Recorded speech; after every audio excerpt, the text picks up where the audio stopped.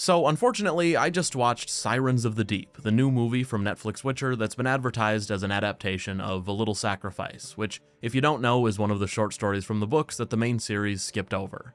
Now, I'll be completely honest with you, I've long considered it a blessing in disguise that this specific story was left out of the show, that it was spared the Netflix Witcher treatment, because, well, given the track record of the writing talent behind Netflix Witcher, I figured it was likely that they'd take the subtle, nuanced story of A Little Sacrifice and strip it of everything that made it unique and memorable, everything that made it what it was, and, well, if you hadn't guessed already, that's exactly what we have here. Sirens of the Deep now exists, and, of course, it was written by the very same people who brought us Season 3 of the main show.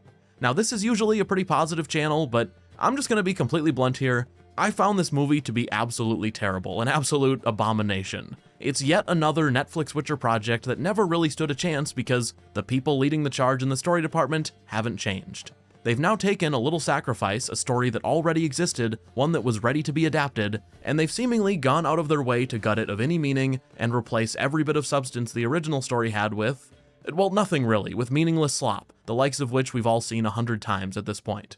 Now, if you're not aware, or maybe just need a refresh, A Little Sacrifice is one of the more laid-back Witcher short stories. Geralt at the time is split up from Yennefer but can't get her off his mind, and he and Dandelion are on the road together but are very hard up for money to the point where they're starving, so Geralt ends up taking a couple of odd jobs that aren't really a great fit for him. He works as a translator between a duke and a mermaid who are in love, and he takes another job from that same duke to investigate why a few pearl divers had gone missing. However, those conflicts are not the focus of the story, and instead the spotlight is on three characters: Geralt, Yennefer, who isn't present in the story but looms over it, and Essie, also known as Little Eye, a friend of Dandelion's who Geralt meets just before taking on that second job. Now, to keep this short for the sake of getting back to the movie, Essie ends up falling in love with Geralt, but despite liking her well enough and being attracted to Essie, Geralt feels nothing deep, nothing more, because he loves Yennefer, and he ends up feeling terrified that Yennefer might feel the same way about him that he does about Essie. He ends up afraid that the little sacrifice he's unwilling to make for Essie because he doesn't love her is the same little sacrifice that Yennefer is making for him, that she's only pretending to love him to spare his feelings. If you haven't read the short story, you might be thinking, wow, that doesn't really seem like enough to make a full-length movie out of. And you know what? If you're thinking that, I don't really disagree. A Little Sacrifice is a story where almost nothing happens in terms of action. There's one little scuffle, but it's otherwise a story that's meant to reshape how you see Geralt and Yennefer, and also Dandelion to an extent, with Essie unfortunately existing as this really wonderful person who gets chewed up and spit out by our main characters, even if they didn't intend for that. So, with all that in mind, I went into Sirens of the Deep expecting for certain things to get fleshed out and changed, and not really having a problem with the idea of that. I figured, okay, they're making this pretty simple short story into a full-length movie, so they'll definitely take the conflict with the missing pearl divers and flesh it out, which they definitely did. Instead of Geralt simply taking on a job for missing pearl divers, a job that in the books leads to a little fight with some undersea creatures, Sirens of the Deep escalates that conflict to an all-out war between an undersea nation and a king who doesn't even exist in the books, with Geralt essentially being given the task of trying to stop said war.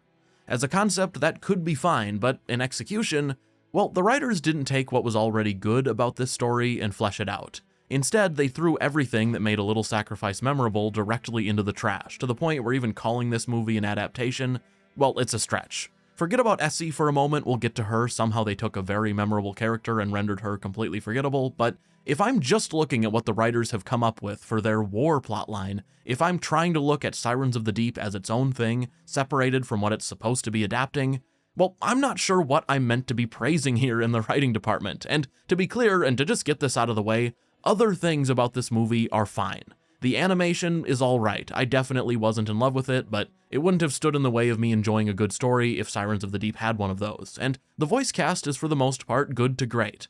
Doug Cockle is of course the highlight. Hearing Game Geralt mixed with the Netflix actor for Dandelion was a little strange, but I got used to it, and everyone else was fine too, with maybe the one exception, unfortunately being Essie herself. Come now, you're being modest. What of a song where you wrestled with a werewolf, bare-fisted in a forest of Moldorwood under the glowing full moon? The actual plot of the movie though, well, I honestly find myself getting bored even thinking of summarizing it, because it's a story we've already seen. Not the story they were supposed to be adapting, but still, a story we've already seen. Here's how I'd put it. If what you really feel like spending your time watching is a wildly inferior gender-swapped version of Disney's take on The Little Mermaid, then Sirens of the Deep is definitely for you. In short, the Duke from A Little Sacrifice is now a prince who is crushing on a mermaid. The prince's father, the king I mentioned earlier, doesn't approve of this and tries to sabotage the romance, and you even have a villainous undersea witch who breaks into song, not kidding by the way, and brews a potion that ultimately leads to the prince turning into a merman at the end. It's a near beat-by-beat retelling of The Little Mermaid, just with the gender flipped almost everywhere and some added violence on top because in Sirens of the Deep, the merpeople and humans briefly go to war over the romance, which ultimately gets resolved when the prince takes that potion and says, "Hey, I'm a merman now, stop fighting so the movie can end." That is Sirens of the Deep. 80% of the runtime is devoted to a poor and completely useless retelling of The Little Mermaid, which is kind of hilarious because if you've read A Little Sacrifice, you'll know that it parodies The Little Mermaid in places. It singles out and pokes fun at the story that Sirens of the Deep decided to just do a straight retelling of. I mean, at one point in the book, Dandelion briefly recites what happens in the original Little Mermaid story as one of his stupidly inaccurate ballads, to which Geralt replies something like, "Who would ever believe such garbage?" So now, and this is perfect, honestly, when I reread A Little Sacrifice, it's just gonna come across like it's making fun of the Netflix Witcher version, which, well, like I said, that's perfect. I love that in a cynical, Netflix Witcher is what it is at this point kind of way. Anyway, I mentioned that 80% of the runtime was devoted to the Little Mermaid retelling. So what of the other 20%? Well, let's talk about that. Let's visit the unrecognizable rotting carcass of the character Essie, and we'll also get to what they've done with Dandelion because, woof. Before we do that though, I do need to take a very quick second to thank today's sponsor, Raycon. Now, March can be a pretty intense month. It's the time of year where you need to lock in, drown out the unwanted noise. And a good way to do that is with a new set of Raycon earbuds, because their latest model has set a new standard if you're looking for affordable yet premium sound. Raycon's latest earbuds have a 32-hour battery life, they're weatherproof with active noise cancellation, and most importantly, they sound great. I love using them when taking a walk or studying or really for whatever, so if you're looking for a new, quality pair of earbuds that won't break the bank, well, Raycon start at just half the price of other premium audio brands, and by using my link you can make them even more affordable with a pretty major discount. Just go to buyraycon.com/neon to get 20% off the best-selling everyday earbuds. Again, that's buyraycon.com/neon, and thanks to Raycon for sponsoring this video. Okay, to get back to Sirens of the Deep, well, if there's one thing that I know about Witcher fans, it's that the #1 requested prequel story that's been absolutely begged for is one centered around Dandelion.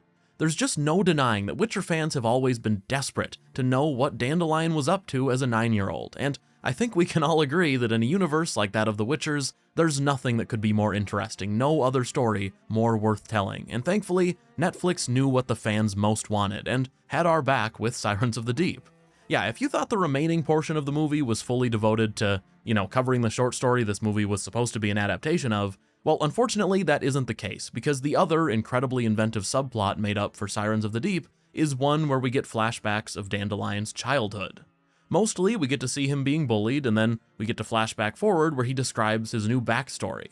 Apparently, Netflix Dandelion, or Jaskier I guess, grew up poor and was just a meek child who Essie saved from being bullied too often by beating up the mean boys who wronged him. Why was this subplot needed? What purpose did it serve? Well, it does have a 2-second payoff at the end where his bully has a moment of redemption and then immediately dies, but otherwise, it's largely there to show us that this version of Essie is supposed to be better than the one from the books, because the writers read the short story and thought, you know what, the original version of Essie, she's just lame. I mean, she's emotional, she doesn't get a happy ending, she doesn't beat anyone up and isn't always one step ahead of Geralt, so, well, naturally, they felt the need to fix that. And by fix that, I mean, well, Essie is just no longer a character. Instead, she's a personality-less void. Never mind that they reverse every little thing for no reason, like, instead of Geralt being the translator for the Duke and Mermaid, Essie is now, and instead of Geralt following Essie to a balcony for a conversation, she follows him and takes the lead. Never mind any of that, because whatever, we've seen time and time again that the most creative this writing team can get is just by flipping roles around for no particular reason, but this movie also just null and voids everything that made Essie a character people remember, despite her only appearing in that one short story. In Sirens of the Deep, instead of being a character you really grow to care for and empathize with, Essie instead is now girl who has no flaws whatsoever and is always one step ahead of Geralt. Now, full warning here, I'm going to briefly talk about how the original short story ends, so if you don't want to hear that, click away, although I would appreciate it if you could leave a like, really helps my content get out there. But, of course, in A Little Sacrifice, what people find so beautifully tragic about Essie is that she doesn't get to live happily ever after. Far from it. She falls in love with Geralt, a romance that was never going to work, but still, she tries her genuine best and only gets hurt in the end. The ending to that original short story is one of the biggest gut punches I've ever read. Of course, Netflix cut that ending out too, we needed more screen time for Dandelion flashbacks, I guess, but in A Little Sacrifice, Geralt gives Essie a beautiful sky blue pearl, and tells her that he can envision it set in a silver little flower, and as long as she carries it with her, it'll protect her from all evil. The very next day, Essie has the pearl set in silver exactly as Geralt envisioned, but despite what Geralt said to try and lift her spirits, Essie did not go on to live an evil-free life when they parted ways. Instead, she traveled to Vizima, where she came into contact with smallpox, and died. And when Dandelion entered the city to retrieve her body and put Essie to rest in a peaceful place, he buried her with the two things she held most dear: her lute and that sky blue pearl she never parted with, the one Geralt said would protect her from evil. It's the kind of ending that defines The Witcher. It's the kind of ending that sets this series apart. And what do we get instead in Sirens of the Deep? Well, none of that. Instead, we get Essie telling Geralt that she doesn't want him anyway, that he could never give her what she wants, so they should just part ways, and then the movie ends. Honestly, it's a fittingly empty and hollow ending to a movie that is completely devoid of any meaning.